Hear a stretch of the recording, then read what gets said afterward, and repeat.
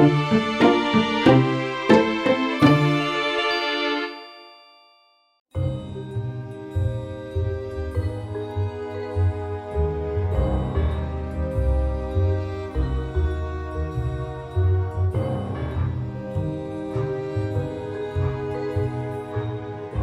fellow detectives. Welcome to Unlocked, the official podcast for all things Nancy Drew by Her Interactive. I am your host, Tammy Tuckey, and this week we welcome voiceover artist Mark Dodson to the show. Welcome, Mark. Oh, thank you, Tammy. Great to be here. It's great to talk to the Gray from The Deadly Device and Chief from Alibi in the Ashes. So, it's interesting because, when we were talking beforehand, I just hear Gray, that character from The Deadly Device. So I'm like, I'm actually speaking to him. And I don't think I really changed my voice much for him either. So, but it's did perfect. No, I don't think so. It's the perfect voice for that character, but I'm jumping into it too far in advance, but please forgive me. But let's talk about your voiceover beginnings, because this is a full-time thing you do. So, what was one of the first gigs that you had gotten in the entertainment industry? Oh, the first thing I got was just unbelievable, because it was the voice of Salacious Crumb in Star Wars Return of the Jedi. So to have that be your first thing, I've compared it to like a young person wins the gold medal, and now what are you going to do, later in your life? So yeah, that was the first thing, was Salacious Crumb, his cackle. How did you get that? Did you audition personally for George Lucas, or did you know him? Okay, well, I knew George a little bit. I mean, I worked out at Skywalker Ranch. So let's back up a little bit. First, I worked over at the Kerner Company, which was on Kerner Boulevard, and that's where ILM was. And they were building sound studios and sound stage for Ben Burt, basically. But the stage would have been for everybody. But they were building Ben Burt's sound studios. And so I got a job as a laborer. So the first thing I was doing was carrying lumber and sweeping up sawdust, as they were building what was called sprockets at that time. And that was to be Ben Burt's, basically his facility. And Ben Burt, for people that don't know, you should know, because he's like one of the greatest sound men of all time. He's won Oscars for his sound. He's been with George. He's been George's sound man since the beginning, and created all those great sounds that you hear that had never even been thought of until he came up with them.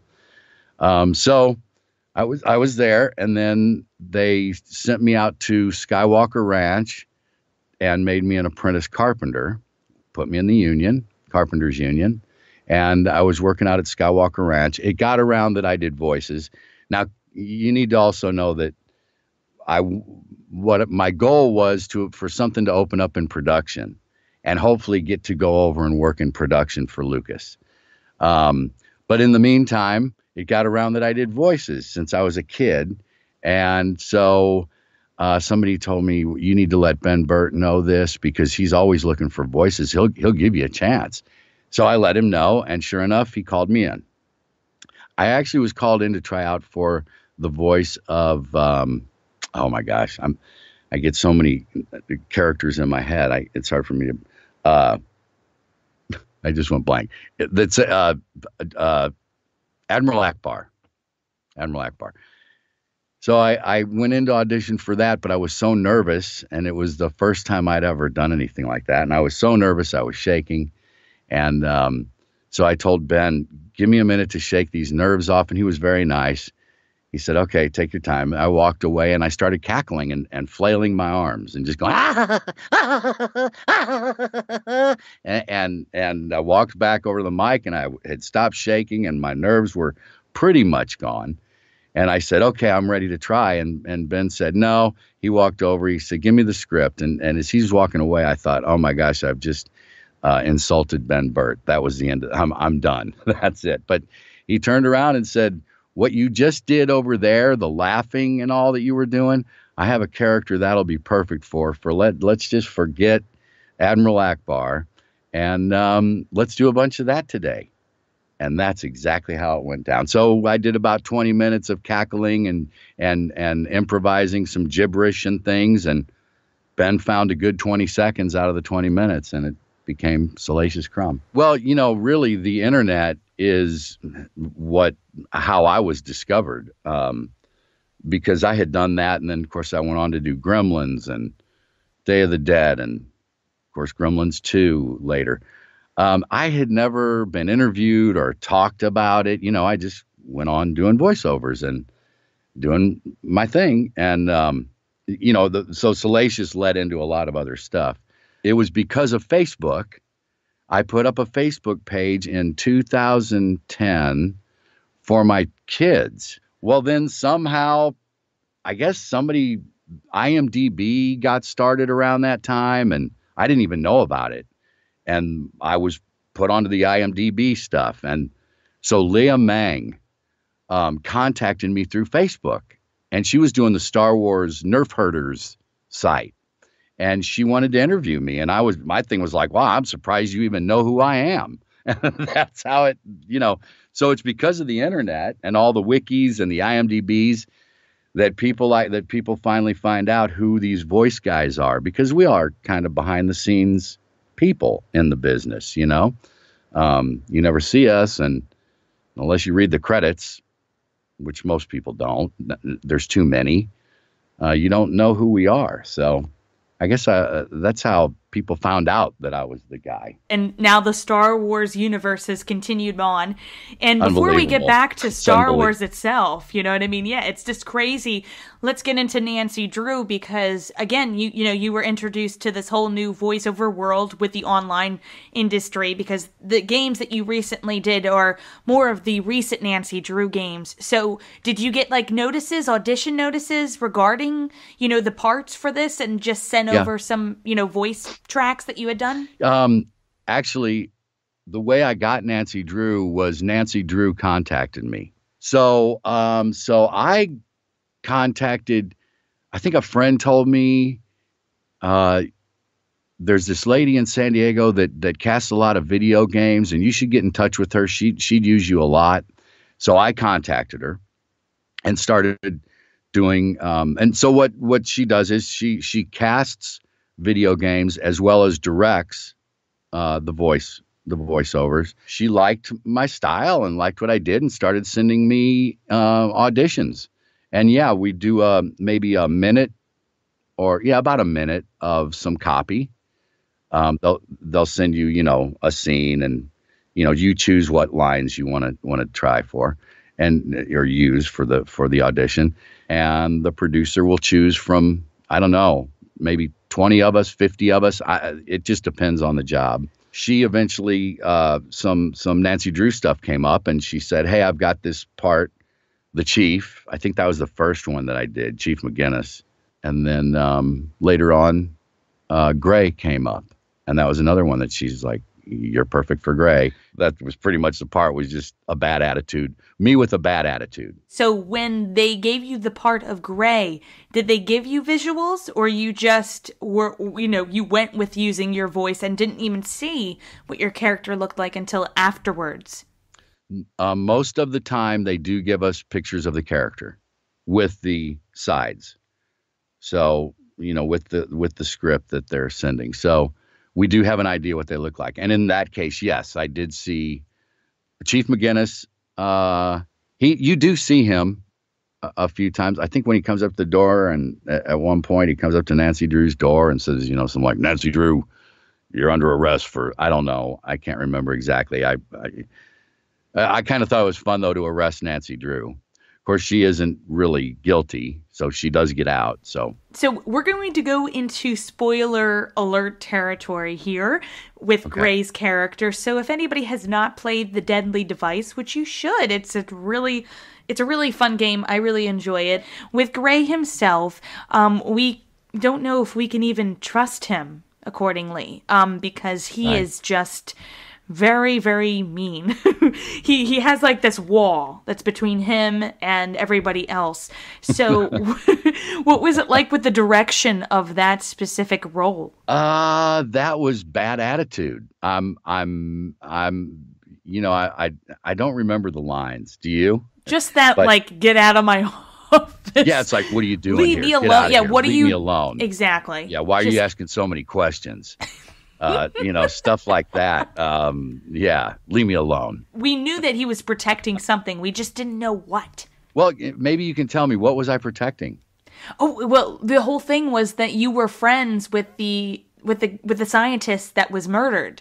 And you had made a pact that if anything were to happen to him, you would destroy all of his records because he thought somebody was going to kill him, and he thought that the things that he had come up with and found and had researched and figured out were going to be used in the wrong way, the worst way possible. It's just an interesting, dynamic because we don't find this out to the very end. I like that a lot. So yeah, that's my kind of character. I'm sure that's why I got it. Yeah. That's really cool. Because I like played that. it again a couple months ago and I already knew this. So playing it again, you get to really see Gray in a different light. You see what he's doing is he's really trying to help his friend, and he has no idea who Nancy is. We do, obviously, because we've played her so many times, but he has no clue, and we shouldn't blame him because he doesn't know if she's a spy or something. Okay, I like that. Yeah, I grew up on Hardy Boys, and of course Nancy Drew. I mean, I read Hardy Boys stuff. I was born in 1960, so that was what I grew up on. And then girls were into Nancy Drew. When somebody says, "Do you want to be part of the Nancy Drew game?" It's like, are you kidding? I could be part of Nancy Drew? That is so cool. That's the cool stuff about doing what we do, Mm-hmm. Did you get to play the games in full, or did you just get to watch, some of them, in the little tutorial videos on YouTube? I've seen some of the tutorials on YouTube is how I saw them. I'm not a gamer. I just told you what year I was born. That should pretty much tell you. Oh, that doesn't mean anything. You didn't play like Donkey Kong or Pac-Man? No, I got pretty good at Pong. And that was about where I stopped. A niece of mine, I didn't know she was into them until I had done that. And then somehow, I don't know, we were over there and it came up that she liked Nancy Drew, the Nancy Drew games, that she had them all. And I said, oh, I've done some voice stuff on those games. So, yeah, she loved them. That was when she was early teens into her later teens. And now she's about to graduate from college. So that's been a while ago. But yeah, most of the time I record by myself in my home studio, and they do it like we're doing right now over Skype. They're directing over Skype, and they can hear me in real time and on their good speakers and get a good taste of how it's going to sound. What was it like for Force Awakens then? Because you came back to, I think it was voice the same character, right? No, I came back, but they did. Matt Wood brought me back. And I went out to LA to do that, and did it with everybody. We were all in the studio together, and he wanted. There's a character when they first go into Maz Kanata's castle. There's two characters sitting playing a board game. It's right when they walk in. The one character's name is Kretinus. The other one is Prashi. They are brothers. This is backstory stuff that never gets brought up in the film, but. They're brothers and they're twins and they are swindlers. I always love playing a good swindler. And so Kretinus wins the board game just as they walk in and gives out a big laugh. He goes, because he just won the game. And so as I was doing other background stuff for stormtroopers and other creatures. Well, when that scene came up, Matt Wood looked over at me and, we watched the scene. We're doing it on an ADR stage. So we're watching on a big movie screen, the scene. And then they'll say, okay, everybody try this part. That stormtrooper there, he needs to say this. And we'll all run up to the mic and real quick do our take. Next. Well, when the scene with Kretinus came on, Matt Wood looked over at me, and after we'd watched it, and I'm watching it thinking I want to do that laugh. And he looked over and he said, Salacious, I need your laugh right here. So that was very heartwarming. It just really felt really good to have him say that. I got up, did the laugh. He said, let's do it again. Give me a bigger one this time. So we went and you do it to picture. So they rolled again and I did it to picture and gave it a bigger laugh. And he was like, that's perfect. That was it. Well, the really nice thing was all these other actors, voice actors that were in there, some great voice actors. They all stood up and gave me a standing ovation.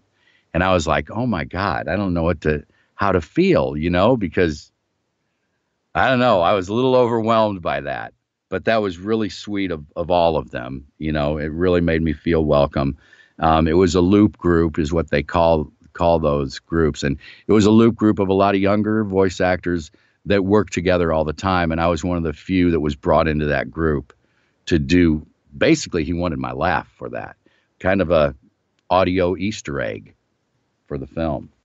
It feels great, but there's one of the biggest reason is because when you do things for a film, you don't know if it's going to make it in. You don't know if they're going to end up cutting that whole part of that scene.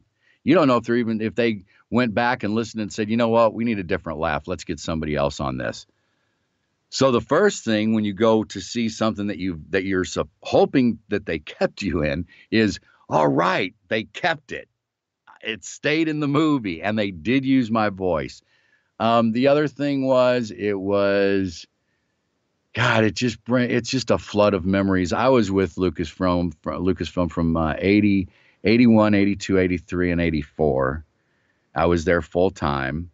And you can imagine all the memories from those days, from those times. So all of that came back. It was just overwhelming. And to be a part of it and to be sitting there in the theater watching it, it was overwhelming. It felt so good. It felt like my career had come full circle.